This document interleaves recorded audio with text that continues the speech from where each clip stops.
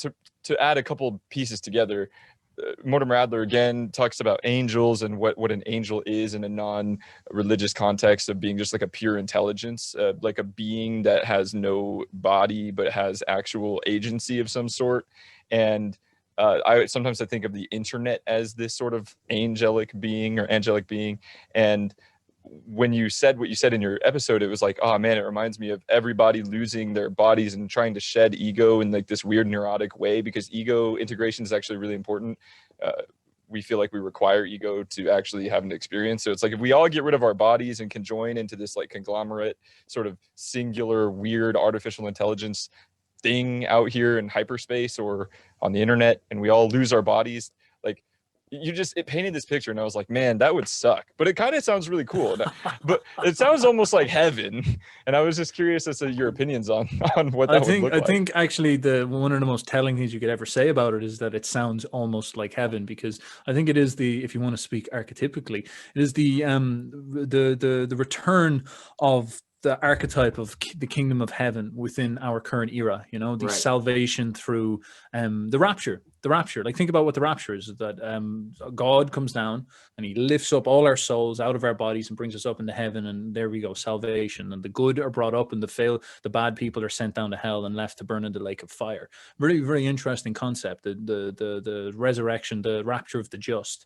Now, then scale this onto how modern, you could say, techno-utopians talk. And so the frame is that what we're going to do is build a all-seeing, all-knowing supercomputer machine intelligence that watches us all the time and sees everything.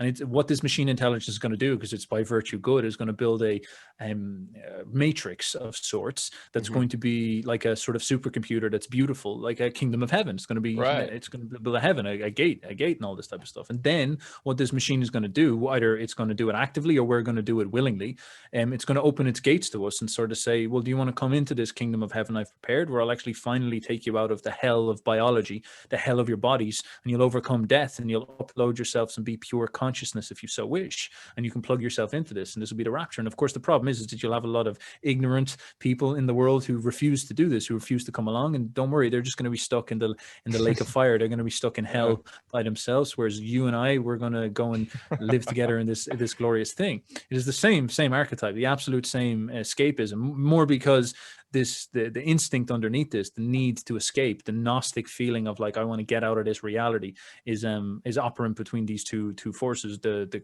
Christian beliefs, and then of course the I guess you could say techno-utopian beliefs. There is that sort of feeling underneath both of them that is driving it, I'd so say. It's an absolutely fascinating thing to look at.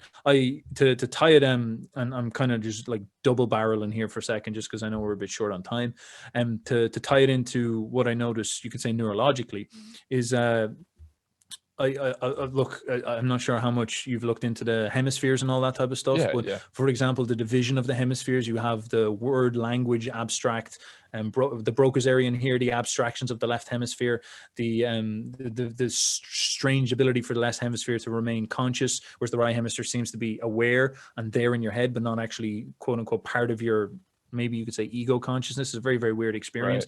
Look up the videos of people with the epilepsy problem, where they've cut the brains in half and the two brains are acting differently.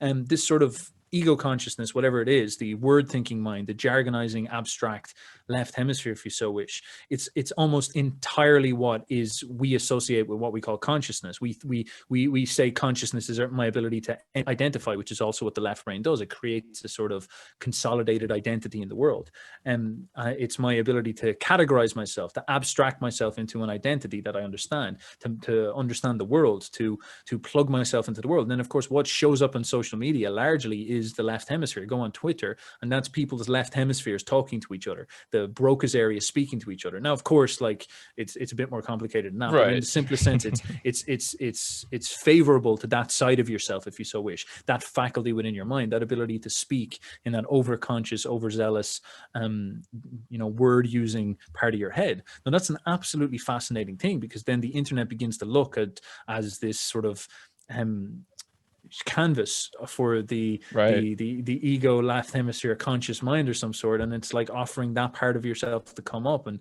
I don't know, And you can it's see it just got to. objectively. Yeah, you can like you, because it happens unconsciously. You're speaking words, but then this other thing is occurring as a byproduct or a consequence. And because everything's recorded online and you can see it objectively, Right. it's like a canvas, like you said. It's like getting painted and slabbed on there, and you can just actually see it, and it's absolutely batty.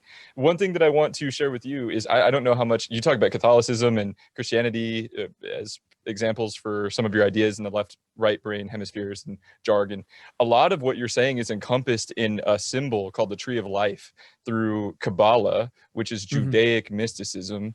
And on the Tree of Life, the first 3 nodes, which you can go research this on your own. There's a whole lot of stuff in Kabbalah. I've been studying it for years. But the first 3 nodes is like the Godhead, and then it's called Hakma and Bina, and it's a metaphor for exactly what you're describing. For Hakma consciousness is like an ocean of undifferentiated, soupy oneness of creativity and potentiality, and then it gets filtered down and sort of squeezed into the next node of the Tree of Life, which gives us language processing, so we can look at it objectively. And it's almost like conscious ego versus unconsciousness, like language versus left brain, right brain stuff. It's really, really good stuff. You should look into the Kabbalistic principles if you never have. It could just be another like avenue for you to go like really deep into. I checked it with Aleister Crowley. I was reading him at one point. He brought it up quite extensively, and I checked it all out. And it's very interesting. I think it, like, precisely because you have the 2 sides, don't you? And then you have the unity in the middle. So maybe that was them clicking into these 2 modes of perception. Maybe, I'm not too sure, and bouncing like ping pong between them. That's definitely one interesting way to cross it. I've also looked into Hermeticism briefly, and Hermeticism, for example, compared to, for example, Moses's law, which is very direct and like do this, procedural, you know, maybe even left hemispheric, whereas the Hermetic laws are all principle based, and they talk almost like a floozy right brainer. You know, it's like, oh, everything is vibration, and the principle of this, and the principle of vibration, the principle of energy, the principle of this. And maybe that is a sort of example of the 2 forms of perception representing themselves as philosophies, perhaps, in some type of sense. I don't know. Like, this is very, very speculative, obviously, but it's interesting stuff.